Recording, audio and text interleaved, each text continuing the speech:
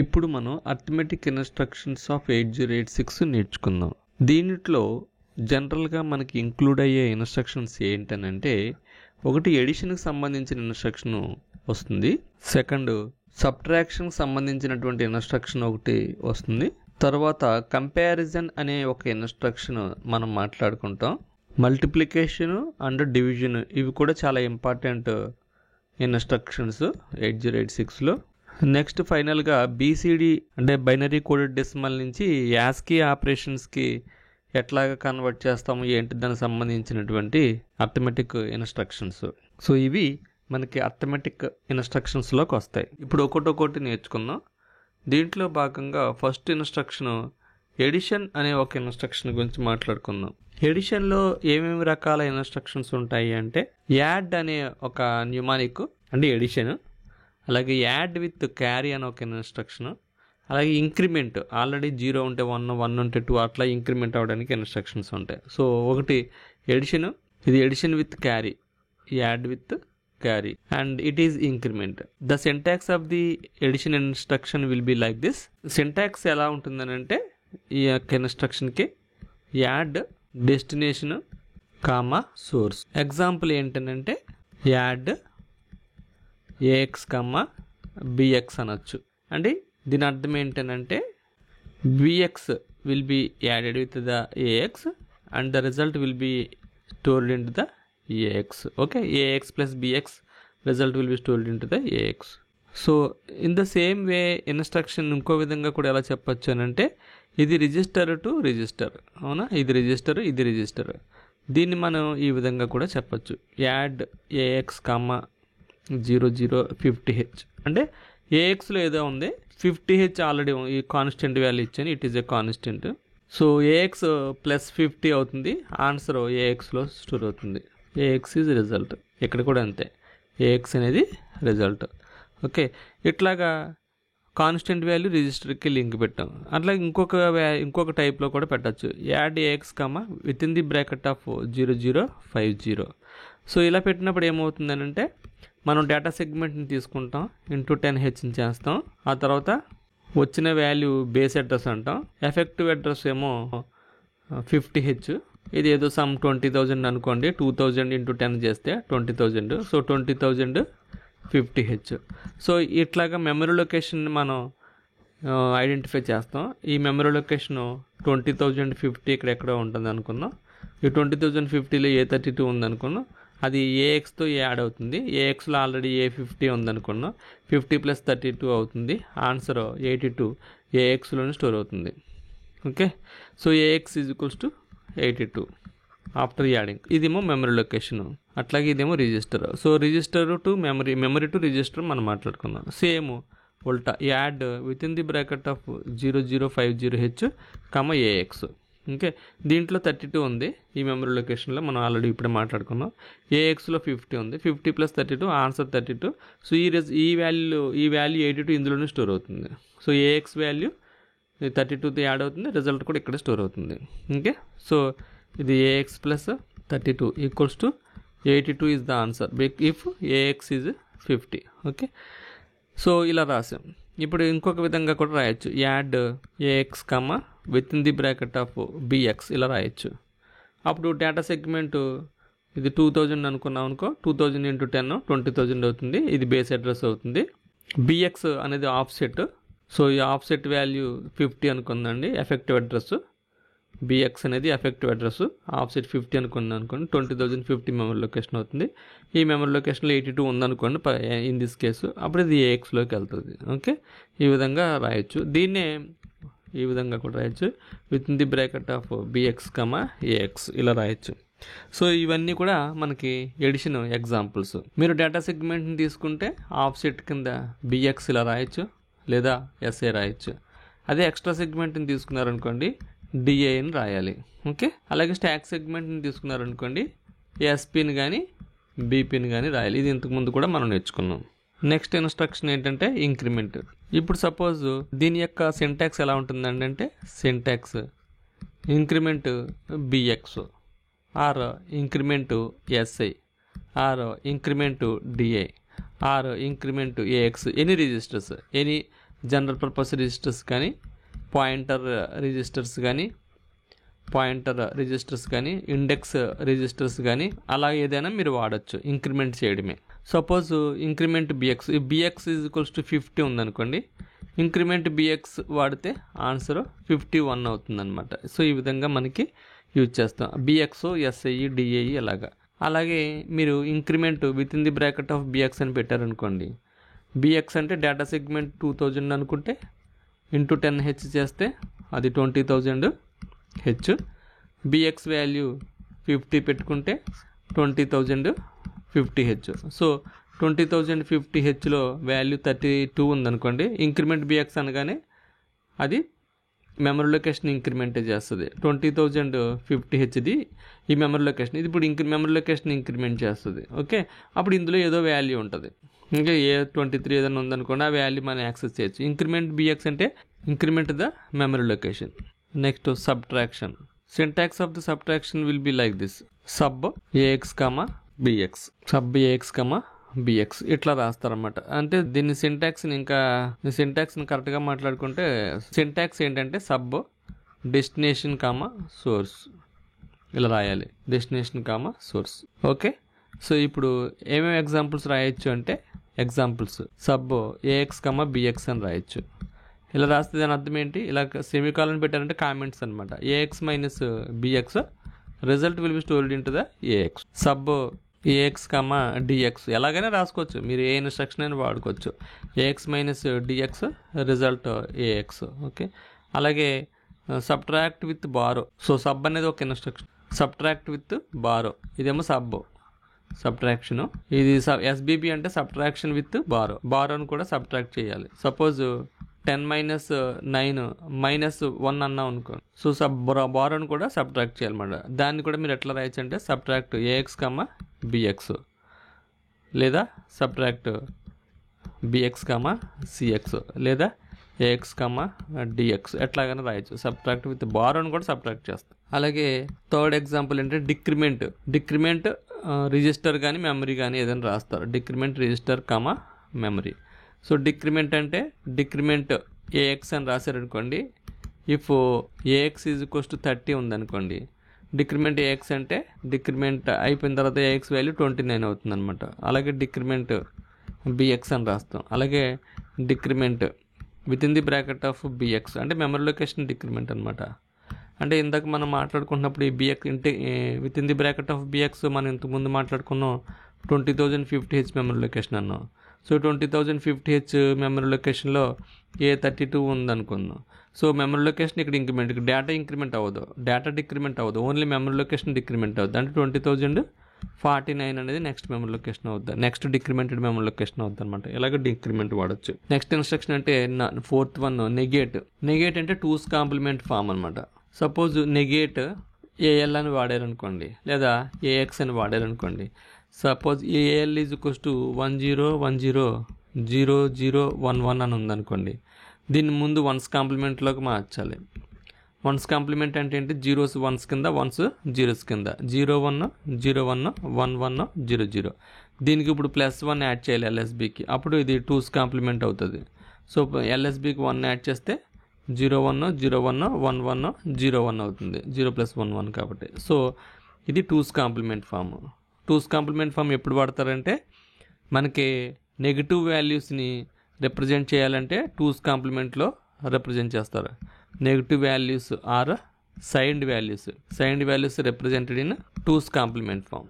Negative values represented in 2's complement form using negate instruction. So అది point ఇక్కడ. Okay, so subtract with బారోలో మనం దీన్ని సింటాక్స్కి ఎట్లా రాసుకోవచ్చు అంటే ఏఎక్స్ మైనస్ బిఎక్స్ -1, అలాగే బిఎక్స్ మైనస్ సిఎక్స్ -1, దీన్ని ఏఎక్స్ మైనస్ డిఎక్స్ -1, లాస్ట్లో -1 -1 కూడా డిక్రిమెంట్ చేస్తే సబ్ట్రాక్ట్ విత్ బారో అవుతుంది. Next compare instruction. ఈ కంపేర్ ఇన్స్ట్రక్షన్ సింటాక్స్ ఎలా ఉంటుందని అంటే CMP destination comma source. Okay, so source may be the register or may be the memory location. Similarly, destination may be the register or the memory location. That means compare register comma register, you can write like this. Register comma memory, you can write like this. Memory comma register, you can write like this, but memory to memory is not possible. Memory to memory comparison is not possible. Not only this instruction, entire 8086 microprocessor, memory to memory comparison or subtraction or addition, nothing is possible compared to memory to memory. Okay, so a simple example we will see now. Example, compare ax comma bx. Compare ax comma bx. Usually compare instruction will be seeing these type of things. If you compare the two registers or memory to register or register to memory, compare instruction usually will check three things. One is destination is greater than destination contents. Destination contents is if destination contents greater than the source contents, or destination contents less than the source contents, or destination equals to source contents. Okay, destination contents equals to source content. Okay, these are the three things usually will see here. Ax is equals to 9. 9 means, suppose ax is equals to 0 9, that means 0 9 means that 1 0 0 1, and consider bx is equals to 3. See here, this is the big number and this is the small number. In this case what happened, ax is greater than bx, so 9 minus 3 you will usually get the positive number, so we don't get any carry flag. So here the carry flag is not appeared here. In this case carry flag is equals to 0. Already result is not equals to 0, so then therefore ZF is equals to 0. If result is 0, then ZF is equals to 1. And sign flag means that third bit to fourth bit carry is not propagated here, so the sign flag is also 0. Okay, so these are the flags affected in this case. Now we will see the second case. Ax is equals to 3 0 0 0 0 0 0 1 1, and bx is equals to 9. Here I have written in reverse order. So what happened here, in this case ax is less than the bx, so 1 minus 1 0, 1 minus 0 1, this is 0 0 minus 1 means that we need to take a borrow. So if you take a borrow, 2 minus 1 1, so like that it goes on. So sign flag also appeared here. Okay, so this borrow will be propagated up to this one, so that the carry flag also, borrow will also be taken into the consideration. Carry flag or borrow also considered here. So destination is less than the source content. What are the things happened here? The carry flag is equals to 1, that means we take a borrow, and the result is not 0, therefore ZF is equals to 0. And sign flag, third bit to fourth bit carry flag also, sign flag also affected, that means SF is equals to 1. Here only ZF is equals to only it will be the 0, because the output is not 0 here. Okay, this is the second case. So the compare instruction check all these three things. Next one is source and destination contents are same, so that means ax is equals to 3 and bx is equals to 3, so 3 minus 3, the output is 0. In this case what happened is, we don't get the carry flag, we don't get any sort of the carry flag, so CF is equals to 0, and sign flag also is 0, and ZF is equals to 1. Okay, because the output is 0. So like that the compare instruction will check all these three cases. One is if destination contents are greater than the source contents, or destination contents less than the source contents, or destination contents equals to source contents. Okay, ఈ రోజు మనం multiplication గురించి, division గురించి నేర్చుకుందాం. ఫస్ట్గా multiplication గురించి మాట్లాడుకుందాం. Multiplication రెండు రకాలు ఉంటాయి. ఒకటి సైన్డ్ మల్టిప్లికేషను, రెండు అన్సైన్డ్ మల్టిప్లికేషను. సైన్డ్ మల్టిప్లికేషన్ అంటే నెగిటివ్ నెంబర్స్తో మల్టిప్లికేషను. అన్సైన్డ్ మల్టిప్లికేషన్ అంటే పాజిటివ్ నెంబర్స్తో మల్టిప్లికేషన్. సో సైన్డ్ నెంబర్స్కి, అన్సైన్డ్ నెంబర్స్కి, సైన్డ్ నెంబర్స్కి ఐమల్ అని వాడతారు, సైన్డ్ నెంబర్స్కి ఐమల్ అని ఇన్స్ట్రక్షన్ వాడతారు. మామూలుగా పాజిటివ్ నెంబర్స్కి అయితే మల్ అనే ఇన్స్ట్రక్షన్ వాడతారు. మల్ అనేది అన్సైన్డ్ నెంబర్. దీని యొక్క సింటాక్స్ ఎలా ఉంటుందని అంటే మల్ల సోర్స్. ఎగ్జాంపుల్ ఏంటంటే యూ కెన్ రైట్ మల్ బిఎక్స్ అని రాయొచ్చు, మల్ సిఎక్స్ అని కూడా రాయొచ్చు. జనరల్గా చాలామంది మల్ బిఎక్సే వాడతారు, మల్ బిఎల్ఆర్ బిఎక్స్ అని వాడతారు. ఇక్కడ మన యాడ్ ఏఎక్స్ కమ్మ బిఎక్స్ అని రాసినట్టు ఇక్కడ మళ్ళీ ఏఎక్స్ కమ్మ బిఎక్స్ అని రాయకూడదు. ఇక్కడ ఓన్లీ మల్ బిఎల్ అనే కానీ మల్ బిఎక్స్ అని మాత్రమే రాయాలి. డిజైనర్స్ తయారు చేసినప్పుడు ఇది ఆ విధంగా రిప్రజెంట్ చేసి ఇలా చేశారు. దీని అర్థం ఏంటంటే ఏఎక్స్ దీన్ని బిఎక్స్తో మల్టిప్లై అయ్యి రిజల్ట్ ఏఎక్స్లో స్టోర్ అవుతుంది. అలాగే మల్ సిఎక్స్ అంటే సిఎక్స్ ఏఎక్స్తో మల్టిప్లై అయ్యి రిజల్ట్ ఏఎక్స్లో స్టోర్ అయ్యి ఉంటుంది. ఒకవేళ రిజల్ట్ కనుక ఎక్కువ ఉంటే, రిజల్ట్ కనుక పెద్దదైతే అంటే రెండు నెంబర్స్ని మల్టిప్లై చేస్తున్నప్పుడు జనరల్గా రిజల్ట్ పెద్దది వస్తుంది. సపోజ్ 2 × 2 22 × 22 చేసారు అనుకోండి, ఇక్కడ 4 నెంబర్స్ వస్తాయి.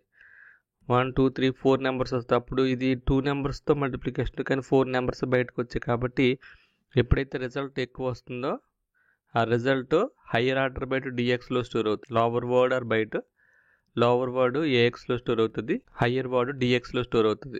ఓకే, ఇది ఒకటే ఇంపార్టెంట్. మల్టిప్లికేషన్కి ఇమీడియట్ ఆపరెండ్ అనేది కుదరదు. సపోజ్ మళ్ళీ 23 ఇలా రాయడానికి కుదరదు. Immediate operand is not permitted. Immediate operand is not allowed in this instruction. Immediate operand అనేది ఈ ఇన్స్ట్రక్షన్లో అలౌ చేయబడదు. ఇది multiplication. Okay, so next IMUL instruction గురించి నేర్చుకుందాం.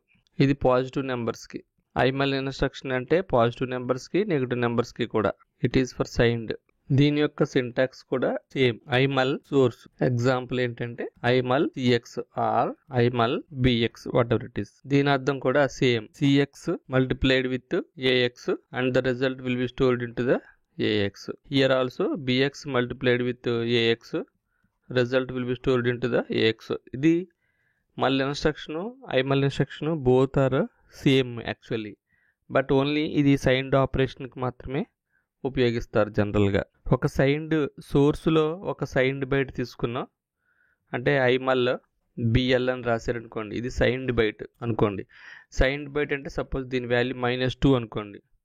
-2ని జనరల్గా కంప్యూటర్కి అర్థమయ్యేలాగా రిప్రజెంట్ చేయాలంటే 2's కాంప్లిమెంట్లో రిప్రజెంట్ చేయాలి. దాని అర్థం ఏంటంటే 2 ఉందనుకోండి, 0 0 0 0 0 0 1 0 కదా యాక్చువల్గా 2కి బైనరీ నెంబర్. దీన్ని 1's కాంప్లిమెంట్లోకి మార్చండి. ఆ తర్వాత 1 యాడ్ చేయండి ఎల్ఎస్బి సైడ్. అప్పుడు 1 + 1 0 1 1 1 1 1 1 1 1. ఓకే, ఇది 2's కాంప్లిమెంట్.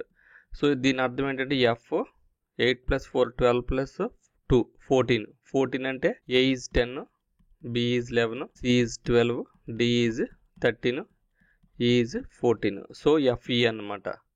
సో -2కి రిప్రజెంటేషన్ వాల్యూ ఎంత అంటే హెక్సాడెసిమల్లో ఎఫ్ఈహెచ్. సో ఇప్పుడు ఈ సైన్డ్ బైట్ సోర్స్లో ఉన్న ఈ సైన్డ్ బైట్ని ఏఎల్తో మల్టిప్లై చేస్తాం. ఏఎల్లో కూడా -2ఏ ఉందనుకో, దాని అర్థం ఏంటంటే ఇంకో ఎఫ్ఈతో మల్టిప్లై చేస్తున్నట్టు. ఇప్పుడు మనకి ఒక బైట్ని ఇంకొక బైట్తో మల్టిప్లై చేస్తే జనరల్గా వర్డ్ వస్తుంది. So the result will be stored in to the AX అనమాట.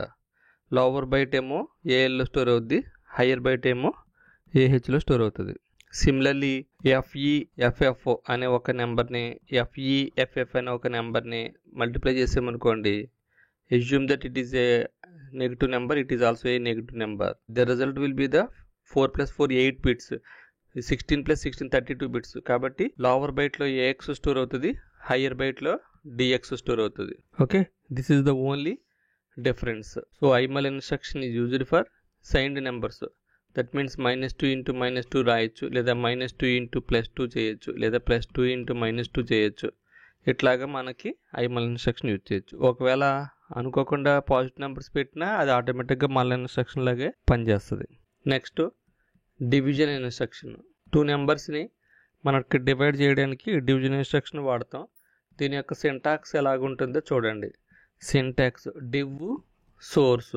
ఓకే, దీని ఎగ్జాంపుల్ ఏంటనంటే డివ్ బిఎక్స్ అని రాయొచ్చు, అలాగే డివ్ సిఎక్స్ అని రాయొచ్చు. ఇలా 2 యూజ్ చేయొచ్చు కావాలంటే. ఈ డివిజన్ ఏంటంటే ఇది అన్సైన్డ్కి వాడతారు. అన్సైన్డ్ అంటే ఏంటి, పాజిటివ్ అనమాట. పాజిటివ్ నెంబర్స్కి యూజ్ చేస్తారు. ఇప్పుడు మనకి డివిజన్ ఎలా చేస్తాము, సపోజ్ 32 / 8 రాస్తాం. అంటే ఇది 32/8 అంటే ఇది 8 4 × 32 0. ఇది రిమైండర్, ఇది కోఎఫిషియంట్, ఇది డివిజర్, ఇది డివిడెండ్. ఓకే, సో ఇక్కడ 16 బిట్ డివైడెడ్ బై 8 బిట్ చేయొచ్చు, అంటే వర్డ్ డివైడెడ్ బై బైట్ చేయొచ్చు. ఎందుకంటే పెద్ద నెంబర్ బై చిన్న నెంబరే కానీ మనం డివిజన్ చేస్తాం కాబట్టి ఓడ్ బై బైట్ చేయొచ్చు. అప్పుడు రిజల్ట్ కూడా ఏమవుతుందంటే సపోజ్ అలా చేసామనుకోండి, లోవర్ బైట్లో ఏఎల్లోనేమో కోఎఫిషియంట్ స్టోర్ అవుతుంది, ఏహెచ్లోనేమో రిమైండర్ స్టోర్ అవుతుంది ఒకవేళ స్మాల్ నెంబర్ అయితే. ఓకే, అలా కాకుండా డబుల్ వర్డ్ అంటే ఇది 16 బిట్ బై ఇది 8 బిట్, డబుల్ వర్డ్ అంటే 32/16 బిట్ చేసాను. డబుల్ వర్డ్ బై వర్డ్ చేసామనుకోండి 32/16 బిట్ చేశారనుకోండి, అప్పుడు కూడా 16 బిట్ అయితే కూడా AL coefficient AH remainder store అవుతుంది. లేదా double word divided by byte చేశారనుకోండి, రిజల్ట్ గ్రేటర్ దాన్ 16 బిట్స్ వచ్చింది అనుకోండి, ఏఎక్స్లోనేమో కోఎఫిషియంట్ స్టోర్ అవుతుంది, డిఎక్స్లోనేమో రిమైండర్ స్టోర్ అవుతుంది. అలా కాకుండా వర్డ్ బై వర్డ్ కానీ బైట్ బై బైట్ కానీ ఇలా చేసినప్పుడు కానీ, లేదంటే small number divided by big number ఇలా డివిజన్ చేస్తున్నప్పుడు టైప్ 0 ఎర్రర్ అని వస్తుంది. టైప్ 0 ఇంటరప్ట్ ఎనేబుల్ అవుతుంది. దీన్ని డివైడ్ బై 0 ఎర్రర్ అంటారు. ఇది టైప్ 0 ఇంటరప్ట్ కింద తీసుకుంటుంది అనమాట. మనకి 256 ఇంటరప్ట్స్ ఉన్నాయి, అందులో వన్ ఆఫ్ ది ఇంటరప్ట్ అనమాట ఇది. 8086 ఆటోమేటిక్గా తీసుకుంటుంది. ఓకే, ఇది డివిజన్ ఇన్స్ట్రక్షన్. ఇప్పుడు ఇక్కడ div bx అన్నామంటే ax divided by bx, result will be stored into the ax. okay, similarly div cx అంటే ax by cx, result will be stored into the ax, coefficient will be ax, remainder will be in dx. okay, here also coefficient in ax, remainder will be in dx. If the result is a small, al is coefficient, ah is remainder. Now we will see idiv instruction. idiv is also ఈ రోజు ఇప్పుడు మనం unsigned అయిపోయింది కదా, signed division గురించి మాట్లాడుకుందాం. Signed division కంటే idiv is signed division. దీని సింటాక్స్ ఎలా ఉంటుంది అని అంటే సేమ్ డివిజన్కి ఎలాగ ఉందో అలాగే ఉంటుంది. idiv అని రాయాలి, సోర్స్ రాయాలి. ఎగ్జాంపుల్ ఏంటనంటే idiv bx లేదా idiv cx ఏదైనా రాయొచ్చు. సేమ్ ఇక్కడ జరిగినవన్నీ ఇక్కడ వస్తాయి. కాకపోతే ఇక్కడ signed number, signed word by signed byte చేస్తాం, లేదా signed double word by signed byte కానీ సైన్డ్ వర్డ్ కానీ చేస్తాం. అంటే ఏంటంటే దాని అర్థం 32 బిట్ బై 16 బిట్ చేయొచ్చు, లేదా 16 బిట్ డివైడెడ్ బై 8 బిట్ చేయొచ్చు, లేదా 64 బిట్ బై 16 కానీ 64 బిట్ బై 32 బిట్ కానీ 64 బిట్ బై 8 బిట్ కానీ ఇలా చేయొచ్చు పాసిబిలిటీస్. ఒకవేళ 16 బిట్ బై 16 కానీ 32 బిట్ బై 32 బిట్ కానీ 64 బిట్ బై 64 బిట్ కానీ ఇలా చేస్తున్నప్పుడు ఏమవుతుందని అంటే